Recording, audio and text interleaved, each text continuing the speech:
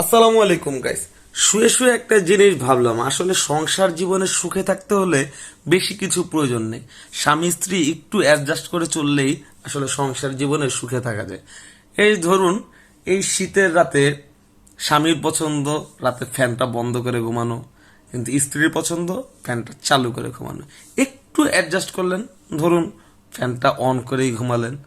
আবার ধরুন শুক্রবার দিন আপনার স্বামীর পছন্দ বাসায় এই ছুটির দিনে একটু বাসা থেকে বের হয়ে বন্ধু বান্ধবের সাথে আড্ডা দেবে, একটু ঘুরবে ফিরবে।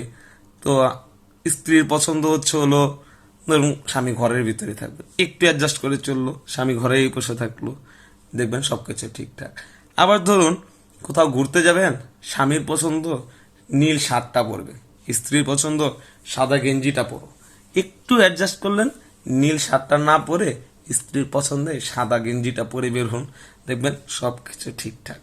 ধরুন আপনার ঘুমানোর সময় মশা, প্রচুর মশা, স্বামীর পছন্দ মশাটা টানায় ঘুমায়, একটু কষ্ট হোক, কিন্তু স্ত্রীর পছন্দ আমার দম বন্ধ হয়ে যাবে, কোনোভাবেই মশারি টানানো যাবে না। তার পছন্দ প্রয়োজনে কয়েল ধরাও, আর নয়তো ফ্যানটা অন করে ঘুমাও। একটু অ্যাডজাস্ট করলেন, স্ত্রীর কথা মতো সেভাবেই চললেন। আসলে সুখে থাকতে হলে একটু অ্যাডজাস্ট করলেই চলবে। স্বামীর পছন্দটা আসলে কোনো ম্যাটার করে না, একটু অ্যাডজাস্ট করে স্ত্রীর পছন্দ মতো চললে সংসার জীবনের সুখ আর সুখ। সুখ ছাড়া এই পৃথিবীতে আর কিছুই নেই। আপনারাও যদি সুখে থাকতে চান একটু অ্যাডজাস্ট করে চলেন, সুখ আর সুখ।